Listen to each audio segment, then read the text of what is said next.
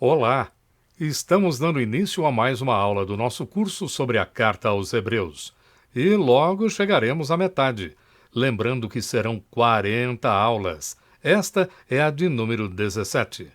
E como muitas coisas importantes foram ditas neste capítulo, vamos então rapidamente fazer um resumo dele.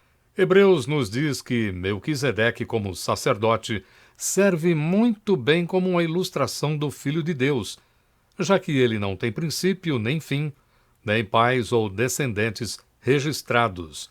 Isso vimos nos versículos de 1 a 3. Além disso, Melquisedeque é também superior, não só a Abraão, como ao sacerdócio de Levi, versículos de 4 a 10. E ainda, Melquisedeque superou, ou seja, ele foi além do sacerdócio arônico, que foi o sacerdócio inaugurado por Arão, bem como a lei também. Versículos de 11 a 14. Por causa de tudo isso que foi dito, Jesus, vindo como um sacerdote à semelhança de Melquisedeque, não só cancela o antigo sacerdócio e a lei, como também introduz uma melhor esperança. Nós vimos isso nos versículos 15 ao 19. Agora, para terminar o capítulo, veremos como um sacerdote sem pecado e eterno, Cristo, tem um sumo sacerdócio superior. Versículos de 20 a 28, e aí a gente termina o capítulo 7. A passagem será dividida em 3 partes. A primeira, superior porque é feito com juramento e tem Jesus por fiador. Versículos 20 a 22. Segunda parte, superior porque é permanente e salva quem por ele se aproxima de Deus. Versículos 23 a 25.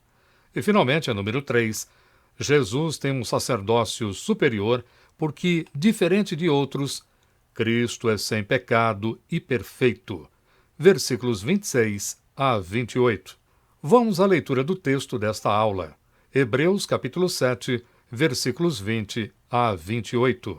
E visto que não é sem prestar juramento, porque aqueles sem juramento são feitos sacerdotes, mas este com juramento, por aquele que lhe disse: o Senhor jurou e não se arrependerá, tu és sacerdote para sempre. Por isso mesmo Jesus se tem tornado fiador de superior aliança.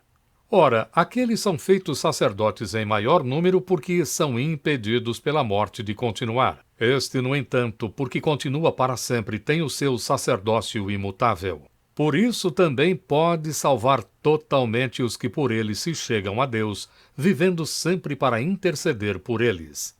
Com efeito, nos convinha um sumo sacerdote como este, santo, inculpável, sem mácula, separado dos pecadores e feito mais alto do que os céus, que não tem necessidade, como os sumos sacerdotes, de oferecer todos os dias sacrifícios, primeiro por seus próprios pecados, depois pelos do povo, porque fez isto uma vez por todas quando a si mesmo se ofereceu. Porque a lei constitui sumos sacerdotes a homens sujeitos à fraqueza, mas a palavra do juramento que foi posterior à lei constitui o Filho, perfeito para sempre. Muito bem, feita a leitura do nosso texto, vamos agora à primeira parte. O Senhor não se arrependerá. Versículos de 20 ao 22. Como já foi dito aqui no curso, um sacerdote no antigo Israel era alguém que levava o povo até Deus. Em que sentido? No sentido de apresentar os sacrifícios e os pedidos do povo a Deus. Mas os sacerdotes obrigatoriamente deveriam ser da tribo de Levi, que era a mesma de Moisés e de seu irmão Arão. Mas o autor de Hebreus diz que Jesus é o novo sumo sacerdote, de acordo com aquela passagem que a gente vem lendo há várias aulas. Salmo 104, versículo 4. Onde se lê que Deus jurou e não se arrependerá. De início, isso dá segurança sobre o tipo de ligação, de intimidade que Jesus faz entre o adorador e Deus. Diferente do sacerdócio levítico, Jesus faz parte de um sacerdócio que não será substituído nunca, porque Deus assim jurou. Este é o primeiro motivo. E este é o ponto. Um juramento de Deus é algo que não se pode revogar. Vejamos alguns exemplos. Deus não só prometeu a Abraão que ele teria uma grande descendência, mas jurou que seria assim. como vimos aqui em Hebreus capítulo 6, versículos de 13 a 18. Deus também jurou que o povo peregrino não entraria em Israel por causa do seu pecado, e assim aconteceu. Esta situação foi lembrada aqui em Hebreus capítulo 3, versículo 11. Agora vemos que Deus jurou que não revogaria o sacerdócio de Jesus. Isso quer dizer que Deus não aceita outra forma de se achegar a Ele, que não seja por meio do sacerdócio de Jesus. Portanto, o sacerdócio de Jesus está garantido não somente por causa do juramento de Deus, mas também porque ele não se arrependerá. Durará para sempre e com a aprovação de Deus. No versículo 22, vemos pela primeira vez na carta a palavra aliança. Você também viu aqui no curso que uma aliança é um acordo, um entendimento, um contrato entre partes. Uma aliança pode ser vista também como um testamento. Um exemplo de aliança é o que se vê em Êxodo, capítulo 34, versículos 6 e 7. E passando o Senhor por diante dele, clamou: Senhor, Senhor, Deus compassivo, clemente e longânimo, e grande em misericórdia e fidelidade, que guarda a misericórdia em 1000 gerações, que perdoa a iniquidade, a transgressão e o pecado, ainda que não inocenta o culpado, e visita a iniquidade dos pais nos filhos, e nos filhos dos filhos, até a 3ª e 4ª geração. Aqui Deus promete fidelidade e amor, e o povo se compromete a ser leal e obediente. Como se vê, é um termo que envolve responsabilidades de ambas as partes, não por obrigação, mas por livre relacionamento entre as partes. Isto é, uma aliança. Como consequência disso, com o juramento de Deus na instituição do sacerdócio de Jesus, nasce uma aliança que faz do próprio Jesus o fiador, ou seja, ele é a garantia de que a aliança funcionará. Vamos agora à segunda parte, um sacerdócio permanente, versículos 23 a 25. A sessão anterior disse que o sacerdócio de Jesus é superior porque foi feito com o juramento de Deus e tem Jesus como fiador. Agora vemos outro motivo por que o sacerdócio de Jesus é superior ao da antiga ordem em Israel. Os sacerdotes eram em grande número, e isso ocorria por um motivo óbvio, porque eles morriam. Mas o sacerdócio de Jesus continua ou permanece para sempre. Continua ou permanece, depende da tradução que você usar, significa que não pode ser superado, que ele fica, ou seja, que não será substituído jamais. Todos os outros morreram e ficaram na sepultura, mas só Jesus venceu a morte. Só ele tem o poder de uma vida indestrutível, como vimos aqui no capítulo 7, versículo 16. Aqui no versículo 25, a expressão por isso ou portanto devem ser destacados. Elas querem dizer que o poder do sacerdócio de Jesus vem do fato dele continuar ou permanecer para sempre. A consequência disso é enorme. Jesus pode salvar perfeitamente. As palavras aqui usadas, do original grego, podem ser traduzidas tanto no modo como no tempo da salvação. Ou seja, Jesus, ele salva tanto completamente como para sempre. Jesus, ele não salva alguém mais ou menos ou por algum tempo. A salvação trazida por Jesus é tanto perfeita quanto perpétua. O texto também nos mostra que Jesus não está parado. Interessante isso. Ele não está desfrutando das alegrias do céu, mas em constante atividade, porque ele vive sempre em intercessão. Pensemos um instante no que acontece com muita gente quando perguntada sobre sua segurança de salvação. Quando alguém pergunta, escuta, você é salvo? Você é salva? E aí diz não ter certeza. Já outros falam que não dá para saber uma coisa assim. Será que não é? Este texto nos mostra que devemos ter segurança em nossa salvação. E não porque nós somos fiéis ou porque somos extraordinários ou santos na medida certa, mas por causa da obra sumo sacerdotal de Jesus. E essa obra tem a ver com sua intercessão pelos seus. Interceder é uma palavra muito importante no argumento de Hebreus, e ela tem dois aspectos: perseverança e perdão. No caso daqueles que receberam essa carta, isso fica claro quando se entende que uma pessoa que é perseguida e afligida por outras pessoas, ou mesmo pelo diabo, o que realmente se precisa numa situação dessa é de ajuda divina para o quê? Perseverar. Capítulo 13, versículo 3, aqui da carta aos Hebreus. Quando chegarmos lá, veremos com mais detalhes sobre essa questão. Este é um lado. Mas quando alguém peca,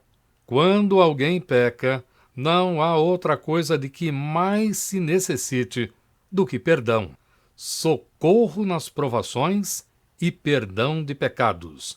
Estes são os conteúdos da intercessão de Jesus, que está à direita de Deus. E caminhamos agora para a terceira e última parte, exaltado acima dos céus, versículos 26 a 28. Abrimos esta sessão marcando a palavra convinha, e com ela veremos o quadro que Hebreus apresenta em relação a como Jesus Cristo nos convinha como sumo sacerdote. A gente entende melhor o sentido desta palavra, convinha, fazendo a seguinte pergunta: que sacerdote se enquadra melhor às nossas necessidades? Jesus, este sacerdote, conforme o versículo 26, que nos é adequado, na medida, perfeito. Ele é o que convinha, ou seja, o que nos é apropriado, não porque nós merecemos, mas porque nós precisamos. Para nossa necessidade, tem de ser este, e nenhum outro qualquer. O autor agora diz por que este sacerdote nos convinha e apresenta 3 características que só ele tem. A primeira é santo. Santo aqui significa alguém que é justo diante de Deus. Na verdade, ser santo tinha de ser qualificação indispensável do sumo sacerdote. Vejamos agora uma passagem no Antigo Testamento que fala diretamente sobre isso. Êxodo capítulo 39, versículo 30. Também fizeram de ouro puro a lâmina da coroa sagrada e nela gravaram a maneira de gravuras de sinete, santidade ao Senhor. Uma segunda característica do sumo sacerdócio de Jesus e que só ele tem é inocente ou inculpável. Significa sem culpa, sem malícia, em outros termos, sem experiência na prática do mal. Não confundir alguém que é tolo porque não sabe das coisas erradas. Conhece, mas não se envolve, não pratica isto. E o terceiro elemento, ou terceira característica, do sumo sacerdócio exclusivo de Jesus é imaculado. Significa sem contaminação, sem mancha, sem corrupção. Não há qualquer coisa nele que o torne impuro e o acuse de pecado. Essas 3 características ou marcas mostram a completa separação de Cristo do mal, sua situação, a sua qualificação moral, por assim dizer. Depois de falar da situação de Jesus, agora a passagem nos mostra a localização dele. Primeira, separado dos pecadores. Ele é completamente diferente dos outros seres humanos quanto ao pecado, apesar de se identificar completamente com eles, como humano também. Sobre a identificação de Jesus com os seres humanos, veja o capítulo 4, versículo 15 aqui de Hebreus, ou então reveja a aula número 10 aqui do nosso curso. O segundo elemento sobre a localização de Jesus é exaltado acima dos céus. Esta verdade responde à seguinte pergunta: onde Jesus está? Ele está diante de Deus. Isso tem a ver com o que foi dito sobre sua separação dos pecadores. E você já está vendo o quadro completo onde o versículo 26 apresenta as razões por que Jesus Cristo convinha ser nosso sumo sacerdote.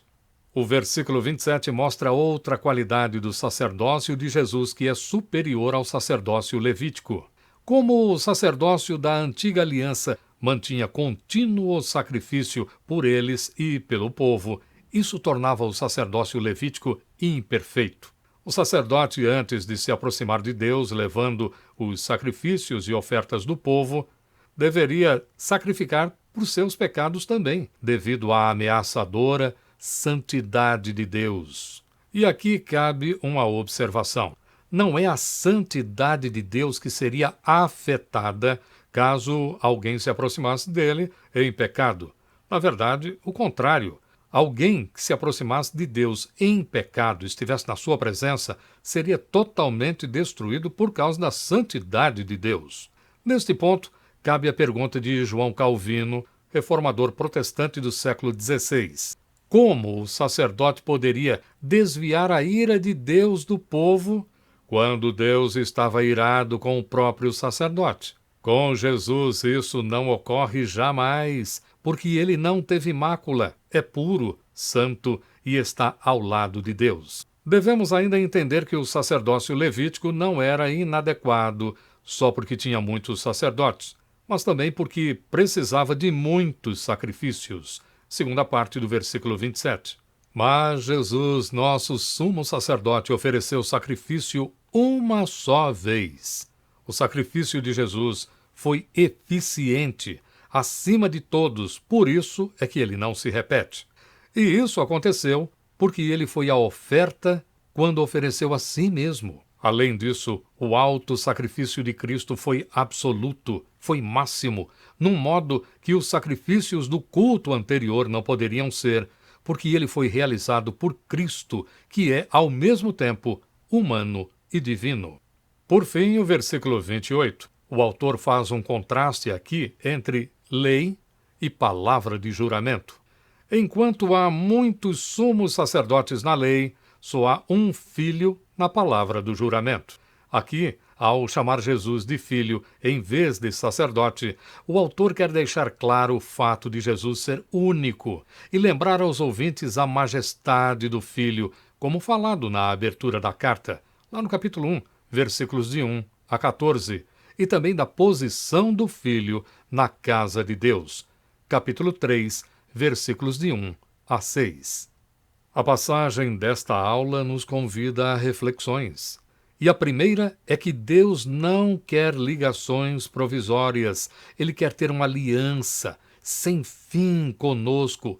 Por isso, não se arrependerá, não voltará atrás. E a prova de que Deus tem sérias intenções com a gente é Jesus. Ele é o fiador dessa aliança eterna. Para se entender melhor essa posição, saiba que o fiador naquela cultura era alguém que se responsabilizaria pela parte devedora e poderia até ser preso ou morrer no lugar do devedor. Jesus coloca sua vida como fiança, como garantia da aliança conosco. Outro ponto importante, como sacerdote dessa nova aliança, Jesus foi também a oferta. Um dia, quando Deus pediu para Abraão sacrificar o seu único filho, Isaque, ao chegar no local, você que conhece a passagem deve se lembrar muito bem que Isaque pergunta: onde é que está o cordeiro? Sabemos que Deus impediu Abraão de finalizar o sacrifício, mas depois ficamos sabendo que Jesus é a resposta à pergunta de Isaque: onde está o cordeiro para o holocausto? Você vê isso lá em Gênesis, capítulo 22, versículo 7, última parte. E já que estamos falando de Abraão, este é o momento em que ele pode trocar de lugar com Deus. Sabe como? Se Abraão pudesse estar diante do Gólgota, Gólgota é o Monte do Calvário, onde Cristo foi crucificado. Se Abraão pudesse estar ali, vendo Cristo ser morto, certamente ele diria como Deus falou: agora sei que tu me amas, já que não me negaste teu filho, teu único filho. O cristianismo, e aqui falo por suas doutrinas e não por suas instituições religiosas, é radicalmente diferente de qualquer outra religião. Todas as outras confiam nas realizações, poder e obra do ser humano. É tudo uma questão de técnica certa ou desejo. Mas o que separa o cristianismo das outras confissões de fé é Jesus Cristo. Ele é o Salvador vivo. Como nosso sumo sacerdote adequado às nossas necessidades, Jesus não somente afasta nossos pecados, mas também nos envia poder do céu por sua constante intercessão. Nós só vemos isso no cristianismo. E por fim, Hebreus nos mostrou que a coisa mais importante para nós cristãos é o poder aproximar-se de Deus por meio de Jesus. Esta é a nossa melhor esperança, como já aprendemos. Para o autor, o que importa não é o que fazemos ou achamos que temos, mas o completo e poderoso ministério de intercessão de Jesus Cristo por nós, como nosso sumo sacerdote. É isso! Hoje vimos o que Hebreus tem a dizer sobre o tipo de sacerdote que Cristo é. Na próxima aula, o autor passa a dizer não só o que Jesus é, mas o que ele faz, ou seja, o que ele oferece. Imperdível! E se você gostou desta ou de outra aula do canal e quer se inscrever, por favor acione as notificações no sininho para a comunicação do próximo estudo. Tudo de bom, fique com Deus e até nosso próximo encontro.